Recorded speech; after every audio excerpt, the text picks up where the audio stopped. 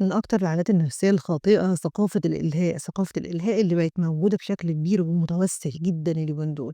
الحقيقة إن إحنا طول الوقت تقريبًا 90% من اليوم وال10% إحنا نايمين، 90% إحنا في حالة إلهاء كده عامة. يعني لو ما كنتش بتسكرول على التليفون، أنت بتتكلم على ناس إحنا ما نعرفهمش وهُم ما يعرفوناش، الحقيقة مشغول بحاجات تافهة، وطول الوقت إحنا لا نقدّم لنفسنا شيئًا. يعني الحقيقة من أكتر الحاجات المؤسفة إن ما حدش فينا بيدوّر على مصلحته.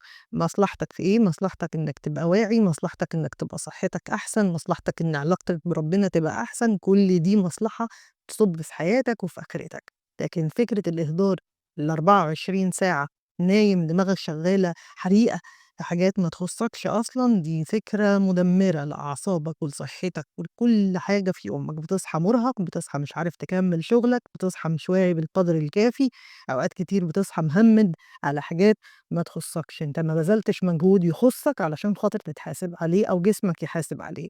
خلّيك واعي كده وفتّح لنفسك، وفتّح أنت بتقدّم لنفسك إيه، سواء ده هينفعك في الدنيا أو في الآخرة.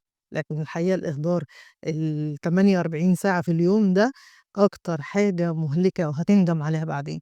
عايزة أفكّر الناس دايمًا إن اللي بيروح ما بيرجعش. يعني نرمين هيكل ودي قناة لحظة وعي، يمكن اللحظة دي اللي تغيّر اللي بعدها.